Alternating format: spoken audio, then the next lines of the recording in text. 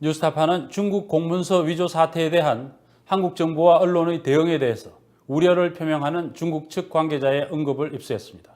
중국 측 관계자는 일부 언론이 중국 측이 조사를 시작했다고 보도하는 데 대해 중국 정부는 이미 한 달 이상 이 문제를 조사해 결론을 낸 것이며 위조는 확인됐다고 밝혔습니다.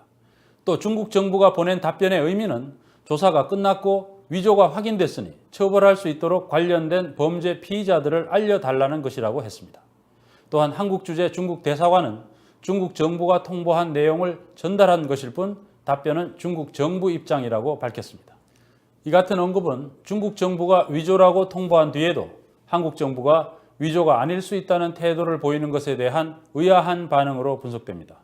또한 한국 정부가 조속히 문서가 위조됐다는 중국 정부의 입장을 받아들이고 위조 관련자에 대한 수사에 착수해 범죄 피의자에 대한 정보를 전달해 주기를 바라는 것으로 이해됩니다.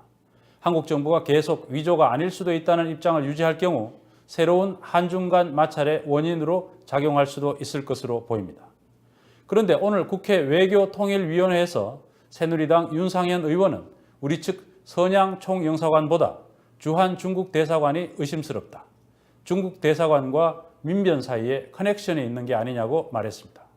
우리가 자꾸 신양 총영사관을 문제로 삼는데 제가 정말로 문제를 삼아야 될 때는 주한 중국 대사관의 영사부다. 그래서 제가 보기에는 이 몇 가지를 보면 주한 중국 대사관 영사부가 뭐가 이게 민변하고 어떤 커넥션이 있는 것 같은 느낌을 말입니다. 여러분은 어떻게 생각하십니까? 이미 중국 문서에 대한 최종 유권 해석 권한을 가진 중국 정부가 위조 판정을 했고 위조라는 증거는 넘치는 상황입니다. 정부 여당은 미련을 버리고 한시바삐 이 중대한 범죄에 대한 수사에 착수해야 합니다.